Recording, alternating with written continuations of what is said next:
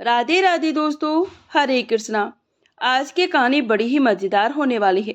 एक गांव में दो पंडित थे, चाचा और भतीजा। चाचा बूढ़ा था और भतीजा जवान। दोनों में खूब पड़ती थी। एक बार बूढ़े ने सफर पर जाने का मन बना लिया। उसने अपने भतीजे से कहा, बेटा, मेरा मन सफर को जाने का हो रहा है। घर में रहने से तीन खराबियां हैं।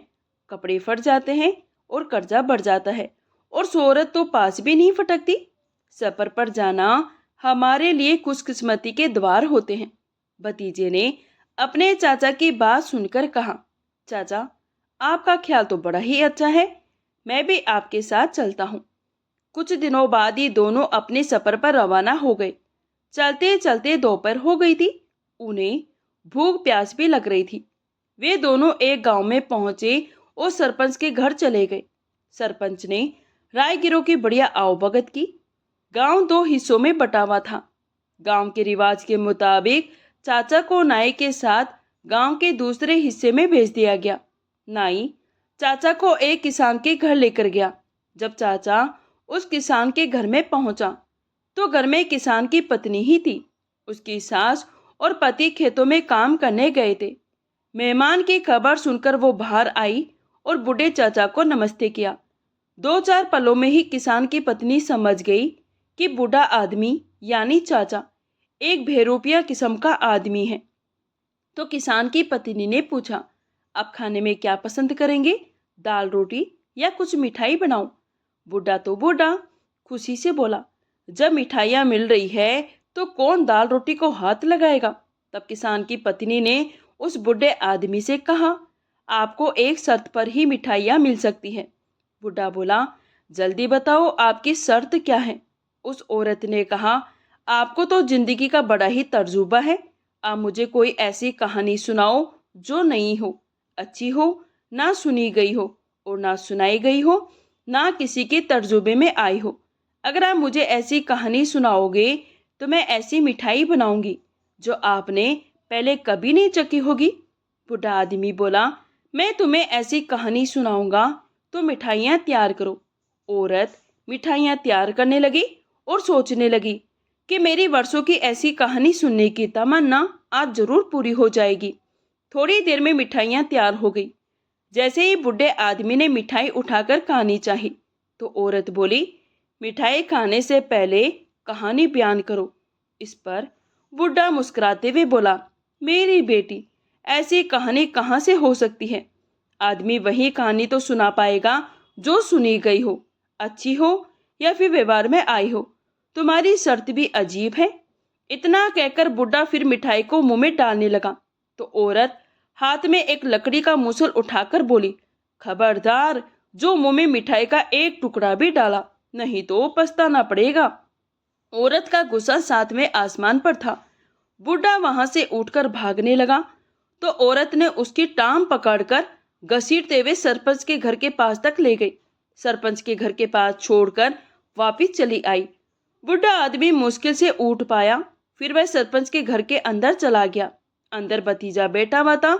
वो चाचा को देखकर बोला, यहाँ तो खाना अभी तैयार नहीं हुआ चाचा जी, शायद आप तो खाकर आए हैं। चाचा बोले, अरे कहाँ खा लिया, वहां भी घर की मालकिन मिठाइयाँ तैयार कर रही है। मेरा विचार है तुम वहां चले जाओ और मैं यहाँ रह लेता हूँ। वैसे भी मुझे शुगर है, कहाँ मिठाइयाँ खा पाऊंगा। मिठाइयों का नाम सुनते ही भतीजा बोला, चाचा, तुम चाहते हो तो मैं चला जाता हूँ, पर मुझे घर का पता कैसे चलेगा? चाचा बोला, ये तो बड़ा ही आसान है। उनका आज बछड़ा मर गया, जिसको अभी अभी घसीट कर बाहर लाया गया है। इस रास्ते से घसीटा जाने के निशान साफ साफ दिख रहे हैं। तुम सरपंच के इस घर के पिछवाड़े से उन निशानों के ऊपर साथ साथ चले जाओ तो तुम्हें सीधे उस घर में पहुंचा देंगे। इतना सुनना था कि भतीजा पहुंच गया किसान के घर। वहां पहुंचकर भतीजे ने कहा, बहन, मुझे मेरे चाचा ने भेजा है। औरत ने कहा, आपको मेरे घर का पता कैसे मालूम पड़ा? भतीजे ने कहा, रास्ते में तुम्हारे मरे हुए बछड़े के निशान जो पड़े थे, उनके साथ साथ यहाँ तक चला आया। औरत ने कहा, हमारा कोई बछड़ा नहीं मरा, बल्कि मैं तुम्हारे चाचा को उसकी टांग पकड़कर घसीट कर वहां तक छोड़कर आई हूँ। भतीजे ने कहा, ये आपने क्यों किया? औरत बोली, तुम्हारा चाचा मिठाइयाँ खाना चाहता था। मैंने एक शर्त रखी, लेकिन उसने अपनी शर्त पूरी ना की। इस तरह मुझे धोखा देना मेरे असूलों के खिलाफ लगा और अपनी सारी बात उसने भतीजे को बता दी। फिर किसान की पत्नी बोली, अगर तुम ऐसी कहानी सुना सको तो मिठाई तैयार है। भतीजा बोला, मैं ऐसी कई कहानियां जानता हूँ। औरत ने भतीजे के सामने मिठाई रख दी और कहा, सुनाओ तो। भतीजा बोला, मैं कहानी खाते खाते सुनाऊंगा। फिर कहा, सब्जी के बगैर तो मिठाई नहीं खाई जाएगी। इस पर औरत ने जवाब दिया, चूल्हे में आग तो अभी बाकी है, पर घर में सब्जी नहीं है। भतीजे ने कहा, अभी अभी जब मैं इधर आ रहा था तो रास्ते में मैंने एक सब्जी वाला देखा जो 10 फुट लंबी गोभी के फूल बेच रहा था। औरत बोली, कितनी कीमत मांग रहा था? तो भतीजे ने कहा, वे गोभी के बदले चावल मांग रहा था। फिर औरत थोड़े से चावल लेकर सब्जी लेने के लिए बाहर चली गई। उसने ये भी नहीं सोचा कि 10 फुट लंबी गोभी का फूल कैसे हो सकता है। इसी दौरान किसान हरे बोझ उठाए घर में आ गया। किसान ने हरे बोझ को एक तरफ फेंका और अपनी पत्नी से पानी मांगा, लेकिन पत्नी ने तो कोई जवाब ही नहीं दिया। पर भतीजे ने उसी से नमस्ते कहा। किसान ने कहा, तुम कौन हो भाई? भतीजे ने कहा, जी मैं सरपंच जी का मेहमान हूँ, जो आपके घर का नंबर होने के कारण यहाँ भेज दिया गया हूँ। किसान ने पूछा, मेरी पत्नी कहाँ है? भतीजे ने कहा, वो चावल लेकर बाहर गई है। उसने मेरी खातिरदारी करना ठीक जरूरी नहीं समझा। क्या आप मुझे मिठाई खिला सकते हैं? मैंने ऐसी रूखी औरत कभी नहीं देखी। इतना सुनकर किसान को बड़ा गुस्सा आया। जल्दी से उसने भतीजे के सामने सारी मिठाइयाँ रख दी और एक बड़ा भारी सा डंडा लेकर घर से बाहर चला गया। गुस्से से वह बड़बड़ाता रहा कि घर में मेहमान बेटा है और इसको खरीदारी के चक्कर में पड़ी है। क्या कहेगा ये सरपंच के घर जाकर? मेरी तो इज्जत मिट्टी में ही मिल जाएगी।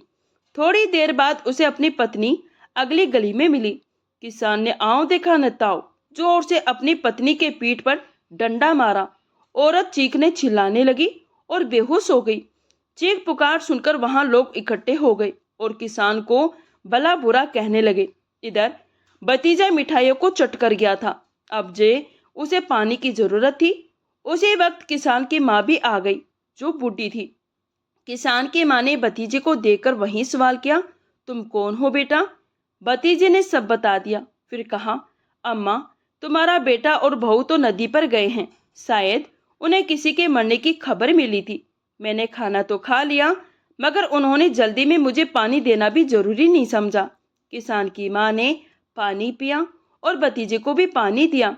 कितना बदतमीज है मेरी औलाद, बूढ़ी अम्मा बोली। भतीजा बोला, अम्मा आप सही कह रही है। इतना कहकर वो सरपंच के घर चला गया।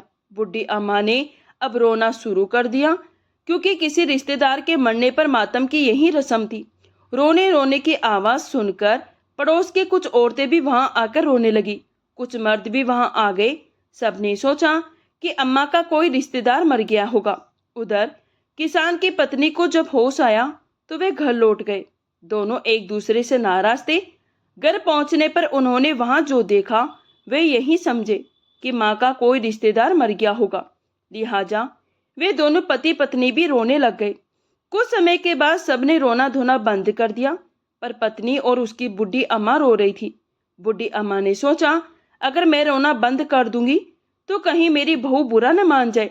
और बहू ने भी सोचा कि अगर मैं रोना बंद कर दूंगी तो मेरी सासू बुरा न मान जाए। इसी चक्कर में दोनों सास बहू रोती रही। उधर भतीजे ने सरपंच से जाकर सारी कहानी सुना दी और कहा, सरपंच साहब, यदि किसान गुस्से में कोई कार्यवाही करे तो उससे पहले हर बात पर गौर कर लेने के लिए कह देना। सरपंच ने कहा, तुम फिक्र मत करो, तुम इस गांव के मेहमान हो, तुम पर कोई आंच नहीं आएगी। अब इधर बूढ़ी अम्मा रोती रोती थक गई थी। उसने अपनी बहू के सर पर हाथ फेरा और कहा, मेरी बच्ची, कौन मर गया तुम्हारे मायके में? तब बहू चुप होकर बोली, हमारे यहाँ तो कोई नहीं मरा। मैंने तो सोचा अम्मा तुम्हारे यहाँ किसी की मौत हो गई। बुढ़िया ने कहा, मेरे यहाँ तो सब ठीक ठाक है। तो फिर मरा कौन है?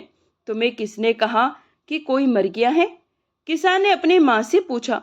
तब उसकी माँ बोली, उसने जो हमारे घर आज दोपहर में मेहमान के तौर पर आया था। तभी औरत बोली, उसने मुझे गोभी खरीदने के लिए बाहर भेजा। उसने कहा कि 10 फुट लंबी गोभी फूल बेचने वाला बाहर गली में है। मुझे मिठाइयों के साथ सब्जी भी खानी है, इसलिए मैं बाहर चली गई।